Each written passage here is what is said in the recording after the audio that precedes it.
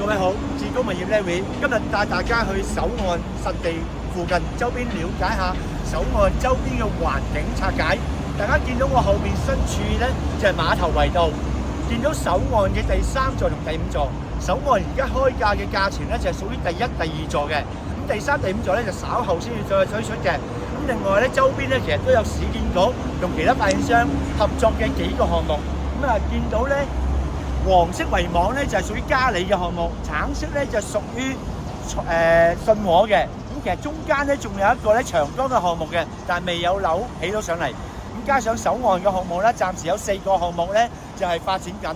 但係市建局咧，其實大家見到碼頭圍道呢一度咧紅色嘅地盤圍棚周邊咧，其實就係市建局第5個項目。呢個項目咧就未招標嘅，但係呢個項目咧其實會起埋呢個行人天橋，接駁埋呢一邊嘅土瓜灣站地鐵站出口嘅。如果大家對首岸首批單位嘅單位價錢有興趣，想參觀示範單位，可以聯絡翻我哋志高物業志託代理，為大家介紹翻拆解筍盤資訊。多謝晒大家。